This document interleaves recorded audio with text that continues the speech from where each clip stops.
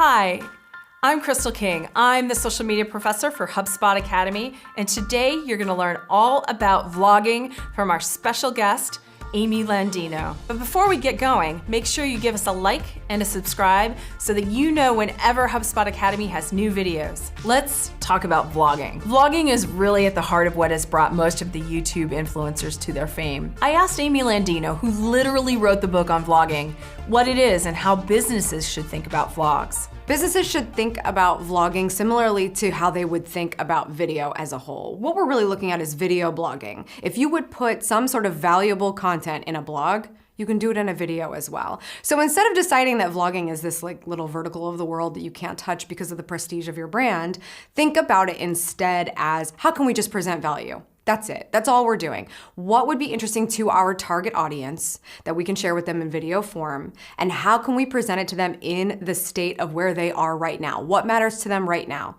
That's the fundamentals of vlogging. That's just simply getting on someone's radar, maybe before they've made a purchase decision with you, maybe before they even know they need the solution that you have. So what does that mean? If you can put valuable content in a blog, you can do it in video as well? Simply put, it means that instead of writing out your content, you're speaking your content. Put a speaker in front of the camera and have them talk just like I'm doing with you right now. Both B2B and B2C companies can use this style to reach their audience. In fact, much of the style of this entire lesson is in a vlogging style. It doesn't mean you can't add in visuals or animations, because you'll see that we've done that here in this lesson. What it means is that you should strive for a person-to-audience connection and speak directly to your audience. The good news is that this doesn't have to cost a lot of money, and it doesn't necessarily need a lot of production time. You can certainly put resources towards creating extra polished video, but you don't have those resources, you don't have to. You can rely on vlogging as a way to have a connection with your audience and to have fun, be human, and be authentic. I think businesses don't always get into vlogging because they're worried they won't do a great job. And video can seem super daunting. I asked Amy Landino what some of the top fears that businesses have when they're getting started on YouTube and they're thinking about vlogging. She says people have 3 fears. Some of the biggest fears that people have with video, the first is definitely gear, the fear of gear. Everyone assumes that they need to have some fancy set in order to get started at all, and that's actually totally unrelatable. Most of us are using a smartphone. Everyone, literally everyone who owns a smartphone is recording video with it and watching video on it. Most of us are carrying around this computer in our pocket. So for you to start creating content with a device like that is a great way to connect with the audience right off the bat. Another fear that a lot of people have is the fear of ROI. If you can't measure what you're gonna do, you sometimes won't get started. And I actually would argue that's a huge mistake with video. A lot of what we do in marketing and content marketing is build relationships. And so that's what you have to do. That's the first measure of ROI that you really have here. Conversions can happen, traffic can happen, lots of other things can happen, and we need to measure those too. Another really big fear that businesses have with video in general, but definitely with YouTube, is the fear of personality. And that's that you need to be born with some amazing personality, some extroverted existence in order to be great at video or to have the right person on video representing your brand. This is just not the case. I am as introverted as they come, and I am exerting all my energy every time that I'm on video, but it's because I know and I love what I do, and I can speak from a lot of experience, and that is where my energy comes from. So the personality side has to do with who you're talking to and making sure you're talking to that person, not blowing up into some personality that you think is what a video presence is. How would you talk to the person if they were right in front of you? That's all the personality you need. A quick tip on the subject of gear. If you plan on investing in any equipment, the first consideration should be a good microphone. Sound is one of the most important features of a video.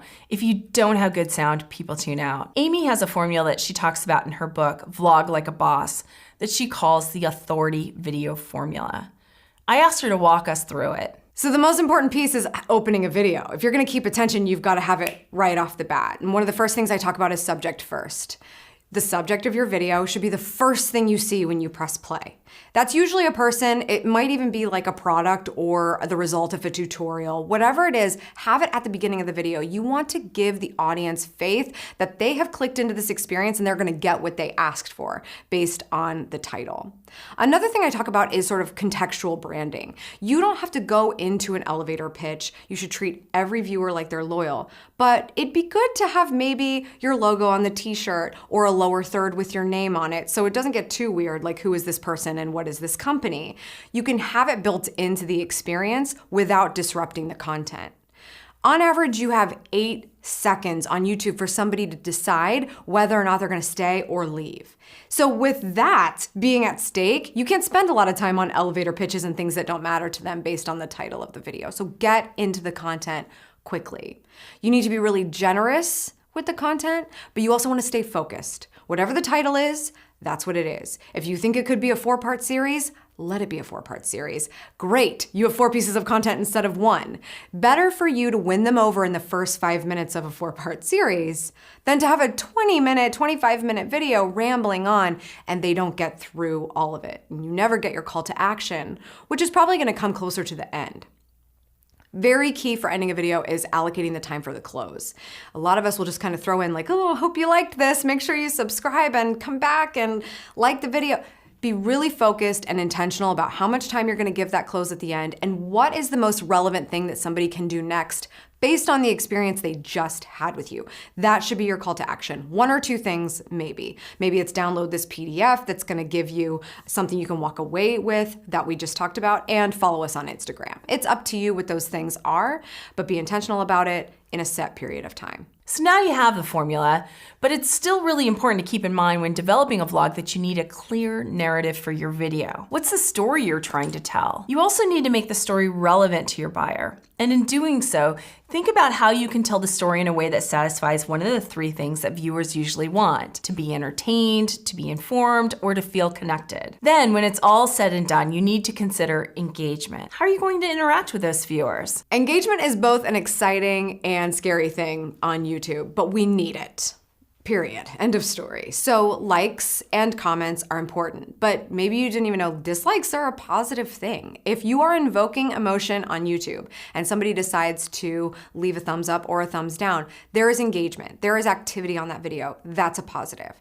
Comments are gold. So always asking in your video for people to leave a response to what they think about what you talked about or what their preference would be, or just really any question that they could answer. Very important for improving the engagement of a video so that you're not hoping for just the views to take it somewhere or your subscriber number to mean anything. It's the engagement that really matters. I hope you'll consider vlogging as an important option for your YouTube strategy. It's a great way to get your spokespeople in front of an audience, to create specific identity for your brand, and to connect directly with your buyers.